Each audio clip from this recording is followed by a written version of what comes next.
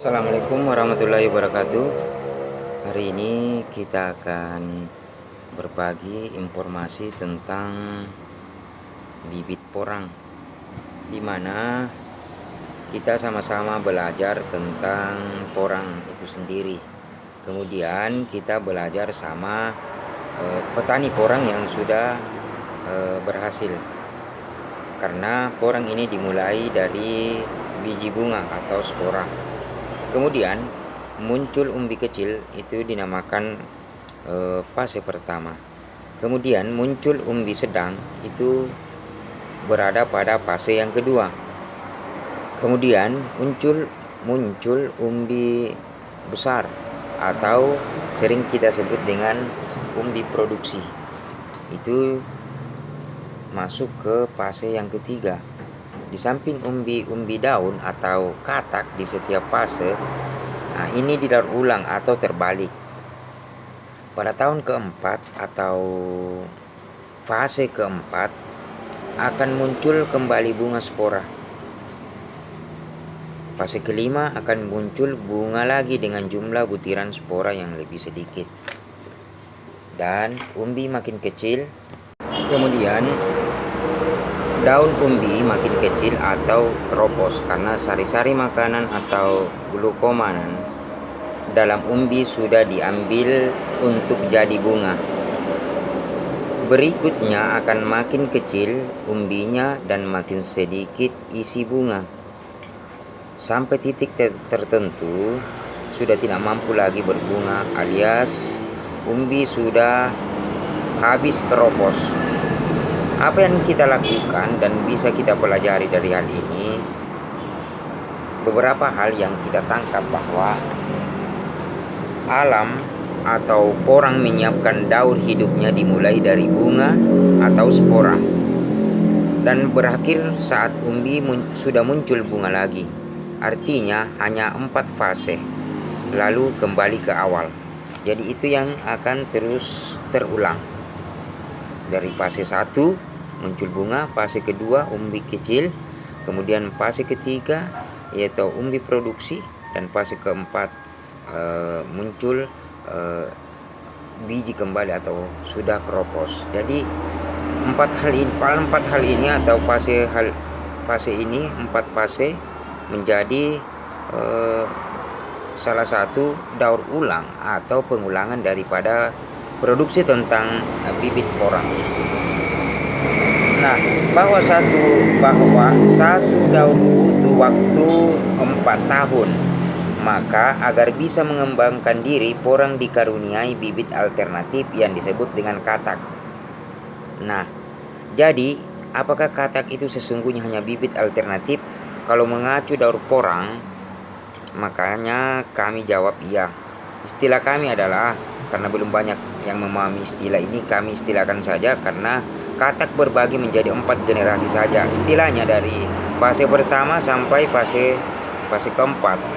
Setelah fase keempat, katak tak layak lagi untuk dikembangkan sebagai bibit, karena bisa jadi akan menghasilkan pohon kerdil, buah kecil, atau pohon berpenyakit atau lain sebagainya, karena daya tahan sudah banyak berkurang atau malah sudah habis. Kemudian biji bunga yang kita tanam di fase pertama akan menghasilkan katak, yaitu pada fase pertama katak merupakan buah daur langsung dari penanaman biji bunga. Saat katak pada fase pertama ditanam, dia akan menghasilkan katak lagi, namanya katak pada fase kedua. Kemudian katak pada fase kedua ditanam lagi menghasilkan katak fase ketiga. Dari fase ketiga menghasilkan katak fase keempat. Nama-nama ini hanya saya akan bikin istilahnya saja.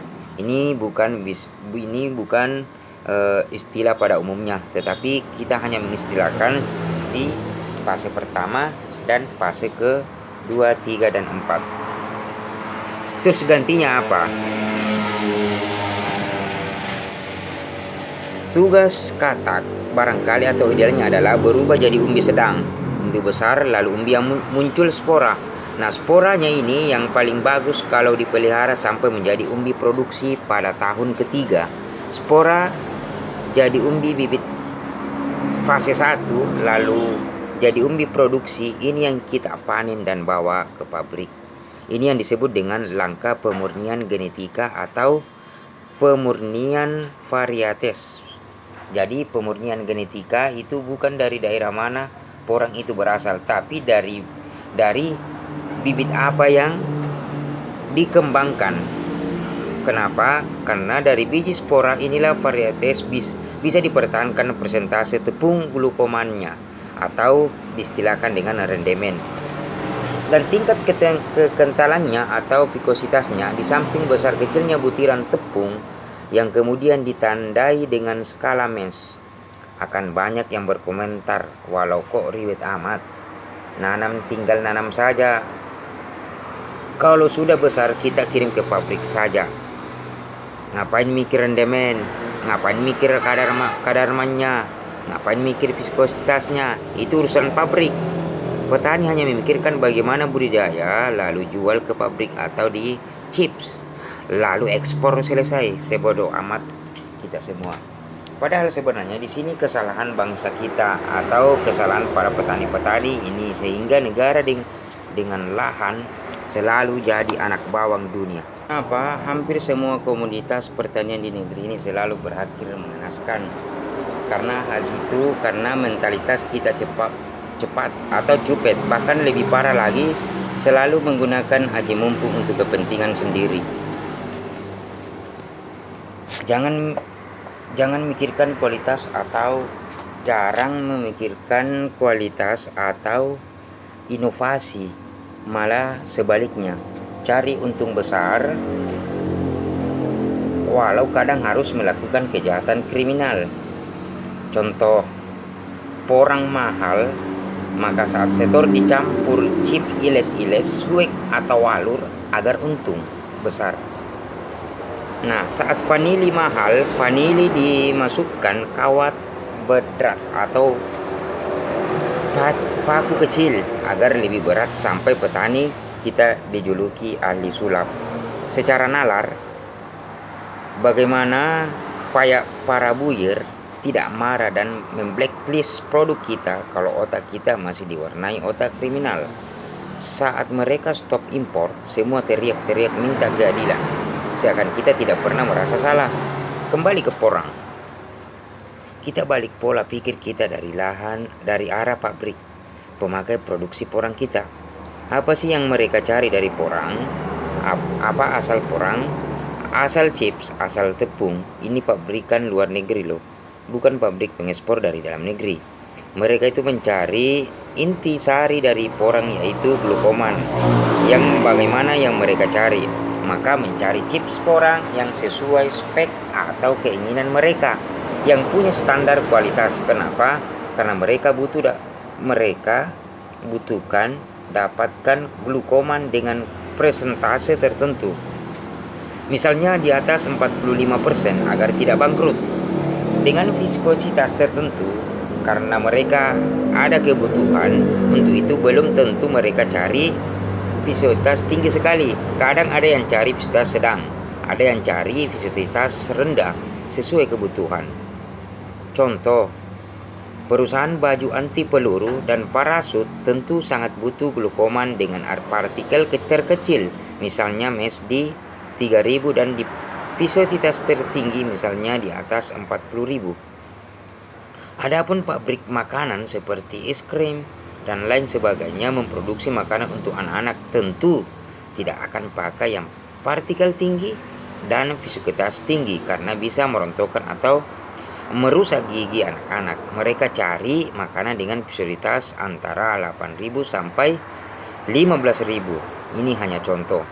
Jadi ketahanan sebuah usaha akan ada kalau kita mampu menyeimbangkan semua linding sektor, menyeimbangkan kepentingan petani, pemerintah, dan kepentingan pabrik-pabrik yang menjadi end user produk kita.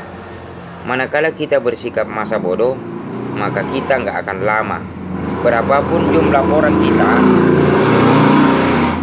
kalau kita tidak menjaga kualitasnya, maka dalam jangka panjang kita akan ditinggalkan oleh pemakai. Kalau sudah tidak ada yang pemakai yang mau beli porang kita, maka apakah masih ada gunanya menanam porang? Apakah masih ada harapan dari porang? Ingat, sama-sama kita belajar bahwa kuncinya adalah jaga kualitas, bukan hanya mengejar kuantitas. Mari belajar dari porang, bukan hanya kata orang, tapi bagaimana kita sama-sama membudidayakan porang dan mencari kualitas dari glukoman yang ada di umbi porang yang kita sedang budidaya. Oke, sekian dulu yang bisa kami berikan informasi, semoga bermanfaat khusus bagi para petani porang dimanapun berada. Sama-sama kita belajar dari porang untuk menjaga kualitas glukoman yang ada pada chips porang. Oke, assalamualaikum warahmatullahi wabarakatuh.